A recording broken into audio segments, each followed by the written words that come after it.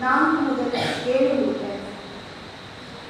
சகோதர சகோதரிகளை, காலம் நிறைவேறிய போது திருச்சட்டத்திற்கு உட்பட்டிருந்த நம்மை மீட்டு தம் பிள்ளைகளாகுமாறு கடவுள் தம் மகனை பெண்ணிடம் பிறந்தவராகவும் திருச்சட்டத்திற்கு உட்பட்டவராகவும் அனுப்பினார். நீங்கள் பிள்ளைகளாய் இருப்பதால் கடவுள் தம் மகனின் ஆவியை உங்கள் உள்ளங்களுக்கு அனுப்பியுள்ளார். அந்த ஆவி அப்பா, தந்தையே என கூப்பிடுகிறது. ஆகையால் இனி நீங்கள் அடிமைகள் அல்ல, பிள்ளைகள்தான். பிள்ளைகளாகவும் உரிமை பெயர் உடையவர்களாகவும் இருக்கிறீர்கள். இது கடவுளின் சேவை. இது ஆண்டவர் வழங்கும் அருள்வாக்கு.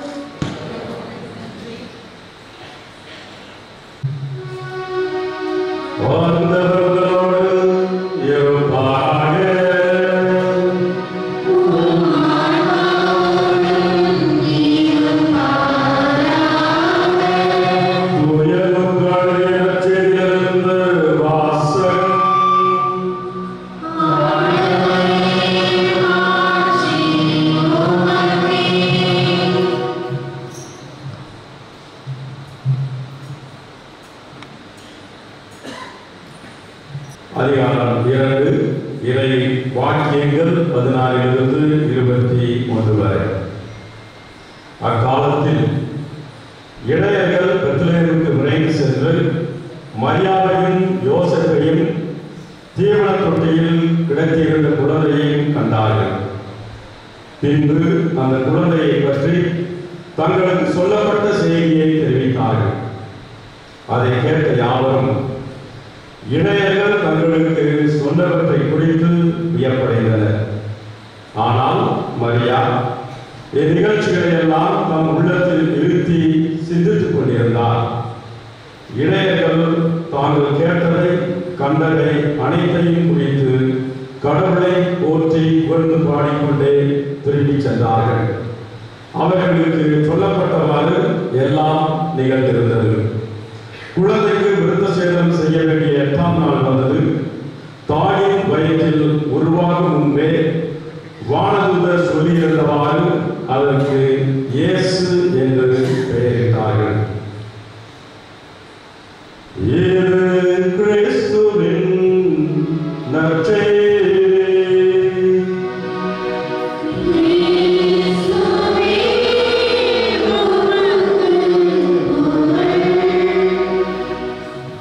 கிறிஸ்தியஸில் அருமையான சகோதர சகோதரிகளே, உங்கள் அனைவருக்கும் இனிய நல் புத்தாண்டு வாழ்த்துக்கள். இன்றைக்கு தாய் திருச்சபை நாம் அனைவருக்குமே ஒரு நல்ல வாய்ப்பை கொடுக்கின்றவர்களா? என்ன வாய்ப்புனா, தாயினுடைய மடியில், தாயினுடைய பாதுகாப்பில், தாயினுடைய அரவணைப்பில், தாயினுடைய பாதையில் நாம் அனைவரும் நம்மையே அர்ப்பணித்து இந்த ஆண்டு முழுவதும் இறை ஆசியோடு வாழ்வதற்கு கொடுக்கப்பட்ட ஒரு நல்ல நாள். அதைத்தான் திருச்சபை மரியாள் இறைவனின் தாய் என்று சிந்தித்து அன்னையை போற்றுகின்ற ஒரு நாளாக, அன்னையை வணங்குகின்ற ஒரு நாளாக, அன்னையின் வழியில் நடக்கின்ற மக்களாக நாம் வாழ வேண்டும் என்று இன்று நமக்கு அழைக்கப்படுகின்றது. ஆகவே நமது சினிமாவில் வருகின்ற ஒரு பாடல் நிறைவடைகிறது. அம்மா என்று அழைக்காத உயிர் இல்லையே, அம்மாவை வணங்காது உயர்வில்லையே, நேரில் நின்று பேசும் தெய்வம் பெற்ற தாயன்றி வேறொன்று ஏது. இடையில இருக்கிற வரிகளால் இருக்கு. நமக்கு அர்த்தம் தரும் வரிகள் மட்டுமே. பொருளோடு புகழ் வேண்டும் மகன் அல்ல, தாயே உன் அருள் வேண்டும் எனக்கென்றும் அது போதுமே. அடுத்திங்கு பிறப்பொன்று அமைந்தாலும் நான் உங்கள் மகனாக பிறக்கின்ற வர வேண்டுமே, அதை நீயே தருவாயே. பசுந்தங்கம், புதுவெள்ளி, மாணிக்கம், மணிவயிரம் அவையாவும் ஒரு தாய்க்கு ஈடாகுமா? விலை மீது விலை வைத்து கேட்டாலும் கொடுத்தாலும் கடைகளில் தாயன்பு கிடைக்காதமா? கிறிஸ்துவில் அன்புக்குரிய சகோதர சகோதரிகளே, தாயன்புக்கு இணையான அன்பு ஒன்றுமே கிடையாது. இந்த புத்தாண்டு நாள் இந்தியாவில் நம்ம இருக்கிறதுனால ரொம்பவும் மகிழ்ச்சியான நாளாக நான் கருதுகிறேன்.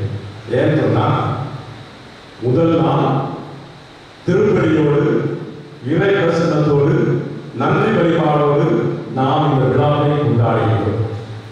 மற்ற நாடுகளில் இதுபோன்ற விழா திருப்பலியோடு நடைபெறுவது கிடையாது. சரியாக 12 மணிக்கு ஒரு ஊரில் உள்ள பொது இடத்தில் அனைவரும் கூடி பலத்த இசையோடு பயங்கரமான இடியோடு வெடிகள் அதே போன்று ஒளியோடு இந்த விழா கொண்டாடுவார். அங்கு ஆயிரக்கணக்கான மக்கள் இருப்பார்கள். எல்லோருடைய கைகளிலும் இருப்பது சம்மையின் பாடல். புத்தாண்டு விழா வெளிநாடுகளில், அது ஐரோப்பாவாக இருந்தாலும் சரிதான், அமெரிக்காவாக இருந்தாலும் சரிதான், கொண்டாடப்படும் விதம் வெறும் மகிழ்ச்சி, வெறும் வெளி அடையாளம்.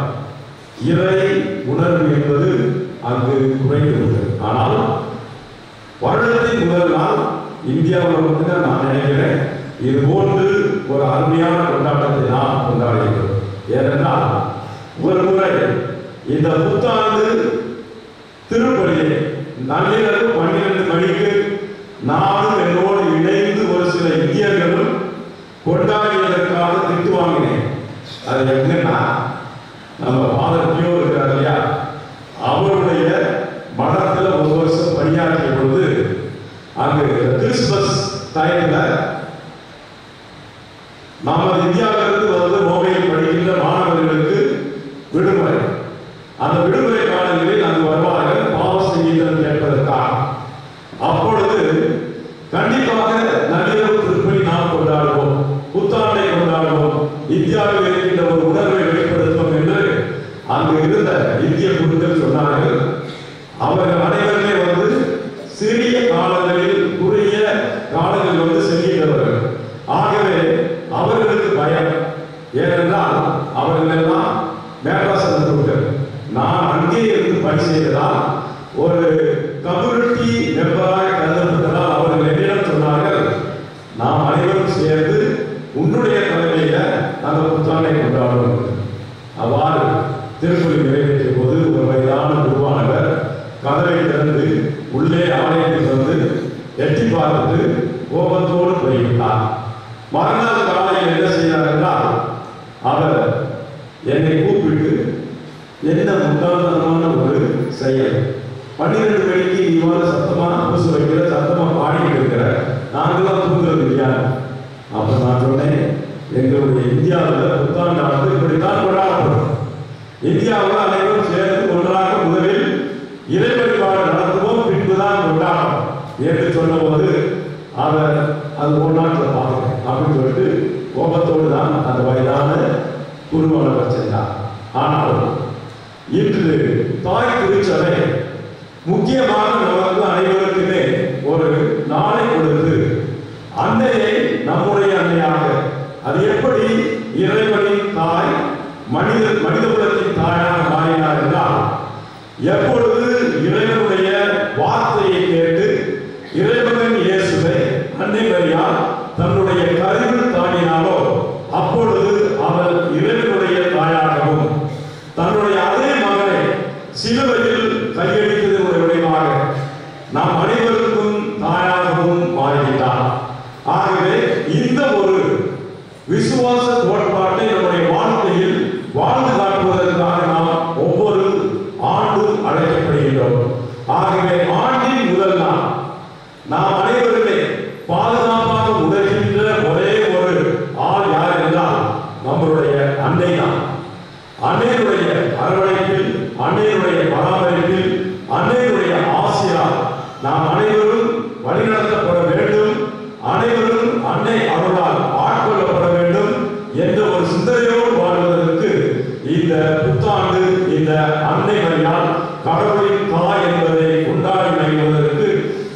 ஆண்டவரே நமக்கு ஒவ்வொரு ஆண்டும் வாய்ப்பு கொடுக்கின்றது. ஒவ்வொரு ஆண்டும் நமக்கு ஒரு நல்ல செயலை செய்து வாழ்க்கையின் ஆரம்பத்தை தொடங்க அழைக்கின்றது.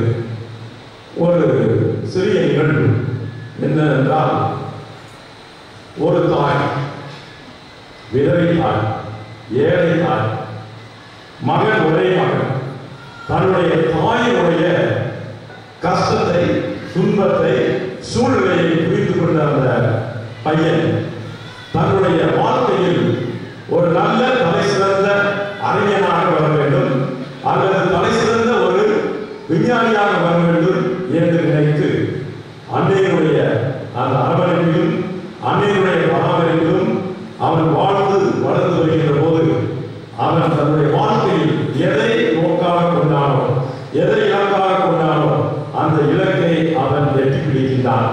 தன்னுடைய வாழ்க்கையில் ஒரு சிறந்த கல்வியை கற்று அந்த நாட்டினுடைய முதல் மாணவனாக அவன் திகழ்கின்றான். அந்த முதல் மாணவனாக திகழ்ந்த அவனுக்கு அந்த அரசாங்கமானது ஒரு விழா எடுக்க நினைக்கின்றது. ஆகவே அவனுக்கு ஒரு அழைப்பு வருகிறது. நீ இந்த நாட்டிலே முதல் மாணவனாக வந்திருக்கின்றாய். ஆகவே உனக்கு ஒரு பாராட்டு விழா, உனக்கு ஒரு பரிசளிப்பு விழா. ஆகவே அந்த விழாவிற்கு அவன் தன்னுடைய தாயை அழைக்கின்றான். அந்த தாய் கூலி வேலை செய்கின்றவள். சரியான ஆடை கிடையாது, கிழிந்த கந்தலான ஆடை. சரியாக ஒவ்வொரு நாள் குளிப்பதும் கிடையாது. ஏனென்றால் ஒரு ஏழை தாயினுடைய தோற்றம் எப்பொழுதுமே இப்படித்தான் இருக்கும். ஆகவே அந்த மாணவன் தன் தாயை அழைத்து, அம்மா, இன்று இந்திய ஒரு நாடு, நம்முடைய நாடு என்னை பெருமைப்படுத்தி இருக்கின்றது, எனக்கு பரிசு வழங்க இருக்கின்றது. ஆகவே நீயும் அந்த விழாவில் கலந்து கொள்ள வேண்டும் என்று அழைக்கின்றான். அதற்கு அந்த தாயார் சொல்கின்றால், மகனே, நான் ஒரு ஏழை, என்னிடம் நல்ல ஆடை கிடையாது, என்னிடம் நல்ல ஒரு உடுத்துவதற்கு நல்ல ஒரு ஆடை, உத்தாடை எதுவுமே கிடையாது, கிழிந்த நல்லதான ஆடை. ஆகவே இப்படிப்பட்ட ஒரு ஆடையை அணிந்து நான் மேடைக்கு வந்தால், அது முன்னோடு வந்தால் அது உடலுக்கு ஒரு இழுக்காக இருக்கும். ஆகவே என்னை விட்டு தனியாக சென்று அந்த பரிசை வாங்கிக் கொள் என்று தாய் சொல்கிறான். அதற்கு அந்த மாணவன் சொல்கிறான், முடியவே முடியாது, நான் உன்னை விட்டு ஒருபோதும் இந்த பரிசை பெறுவதற்கு செல்ல மாட்டேன். ஏனென்றால் இந்த பரிசை பெறுவதற்கு காரணம் முழுக்க முழுக்க யார் என்றால் நீ மட்டுமே. ஏனென்றால் உன்னுடைய தியாகம், உன்னுடைய அர்ப்பணிப்பு, உன்னுடைய கடினமான உழைப்பு, உன்னுடைய வியர்வை, இதுதான் என்னை இந்த அளவுக்கு உயர்த்திருக்கிறது என்றால் அந்த விழாவிற்கு நீ வந்தால் தான் அது சிறப்பாக இருக்கும் என்று தன் தாயை அழைத்து சொல்கிறான். அங்கு வந்த அனைவரையும் பார்க்கின்ற போது அந்த பெண்ணானவள் வெட்கப்படுகின்றால், ஞானி குறுகி போகின்றார். ஏனென்றால் அங்கு வந்தவர்கள் அனைவரும் பெரிய அமைச்சர்கள், பெரிய பணக்காரர்கள், பட்டாடை உடுத்தியவர்கள், நவீனாடை உடுத்தியவர்கள், அழகான பெரிய வசதியான கார்களில் வந்து இறங்குகின்றார்கள். ஆனால் இந்த தாய் அந்த நிலைமையை பார்த்து தன் மகனுக்கு இழிவாகவோ என்று நினைத்த போது கூட அவன் விட்டுவிடவில்லை. அவன் என்ன செய்தான்? பரிசு வழங்கிய உடனே அந்த தங்க பதக்கத்தை வாங்கி கிழிந்த கந்தலாடை அணிந்து தன்னுடைய தாயினுடைய சேவையில் அதை குத்தினான். அப்பொழுதுதான் சொன்னான், அம்மா, இந்த தங்க மடல் உனக்கு உரியது, இது எனக்காக அல்ல, இது உனக்கானது. ஆகவே நீதான் இதை அணிந்து கொள்ள வேண்டும் என்று அவன் கூறி அறிவித்த பொழுது அந்த கூட்டமே மெய்சிலிருந்து போனது. அந்த கூட்டத்தில் இருந்தவர்கள் ஆச்சரியப்பட்டார்கள். அன்புக்குரிய சகோதர சகோதரிகள், இன்றைக்கு நம்மளுடைய இந்த சமுதாயத்தில், நாம் வாழ்கின்ற இந்த நாட்டில் எத்தனையோ பெற்றோர்கள் தங்களது பிள்ளைகள் படித்து முடித்தவுடனே வெளிநாடுகளுக்கு செல்ல வேண்டும், வெளிநாடுகளுக்கு சென்று பணம் ஈட்டி வசதியாக வாழ வேண்டும் நினைக்கின்ற ஒரு சமுதாயத்தில் நாம் வாழ்கின்றோம். ஆகவே அப்படிப்பட்ட ஒரு சமுதாயத்தில் வாழ்கின்ற இந்த பெற்றோர்களுக்கு அந்த குழந்தைகள் கொடுக்கின்ற ஒரு பரிசு என்னவென்றால், அவர்களுக்கு கொடுக்கின்ற பரிசு முதியோர் இல்லம். பாதுகாப்பதற்கு, கவனிப்பதற்கு, உணவு போடுவதற்கு, உடை வாங்கி